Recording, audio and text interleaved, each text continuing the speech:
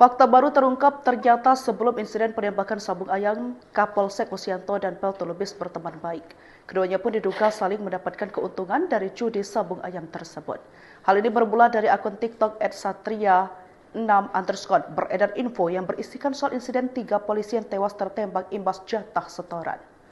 Dikutip dari kompas.com, disebutkan beberapa hal dalam video tersebut, di antaranya Polsek Negara Batin diduga sudah diberi jatah setoran judi sabung ayam 1 juta per harinya.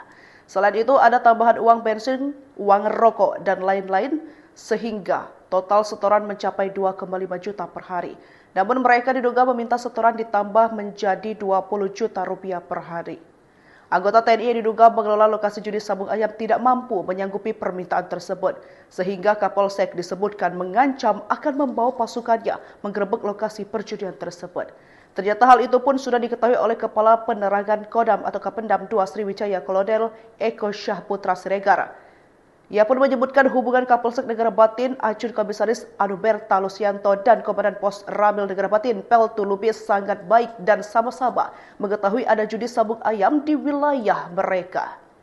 Menurut Eko, keduanya sama-sama mengetahui adanya tren judi sabung ayam di wilayah mereka. Apalagi kegiatan judi itu sudah berjalan dalam waktu yang relatif lama, yakni sekitar 1 tahun terakhir. Ada sejumlah fakta baru dalam kasus 3 anggota polisi di arena judi sabung ayam di Waikanan, begitu ya, yang kemudian terungkap bahwa memang Kapolsek Ibtu Lusianto dan juga sang oknum TNI yang melakukan penembakan yaitu Pelto Lubis ini diketahui berteman baik Tribuners.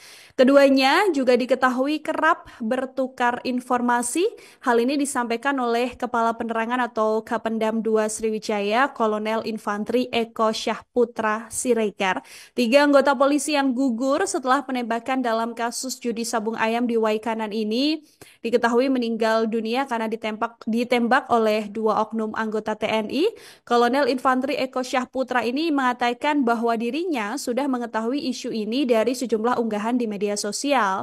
Dari keterangan Kolonel Eko sendiri, berdasarkan pemeriksaan terhadap pembantu Letnan 1 atau Pelto Lubis dan juga Kopka Basar Syah, 2 tentara yang diduga melakukan penembakan ini diakui terdapat kontrak atau kesepakatan dengan pihak Polsek terkait judi sabung ayam di daerah tersebut. Yang artinya antara sang Kapolsek dan juga kedua oknum pelaku ini memang saling mengenal ya, Tribuners ya. Menurut Eko, keduanya juga sama-sama mengetahui adanya tren judi sabung ayam di wilayah mereka. Apalagi kegiatan judi ini sudah berjalan dalam waktu yang relatif lama, yaitu kurang lebih 1 tahun terakhir.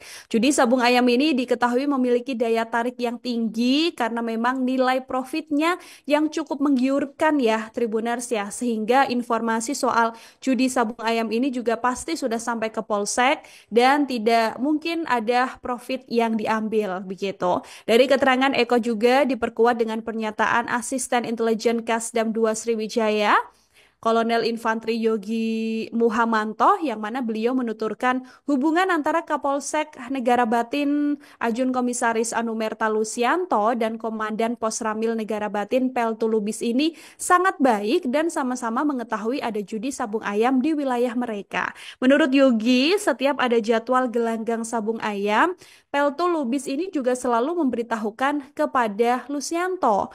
Kemudian terkait mengapa ada penembakan tersebut, Tribuners, inilah yang sedang didalami oleh pihak terkait. Kapendam Sriwijaya Kolonel Eko Syahputra mengatakan beberapa waktu belakangan sebelum insiden penembakan, hubungan antara pimpinan Polsek dan pejabat Pos Ramil ini diketahui memburuk. Nah, apa pemicunya? Berdasarkan informasi, jadi ada bagian yang memang sedang diselidiki ya untuk mendapatkan hasil investigasi soal renggangnya hubungan antara korban dan juga terduga pelaku. Menurut Eko sendiri bahwa kedua pihak juga selama ini sama-sama mendapatkan keuntungan dari perjudian sabung ayam ini. Sehingga dalam kasus ini, selain 2 anggota TNI yang diduga pelaku penembakan, Kodam 2 Sriwijaya juga masih mensinyalir ada pelaku lain dari pihak kepolisian. Pihak TNI dalam hal ini Kodam Sriwijaya juga berharap investigasi tidak hanya menyasar pada 2 oknum anggota TNI yang diduga melakukan penembakan, tapi juga kepada semua pelaku, termasuk kemungkinan adanya oknum-oknum dari pihak kepolisian.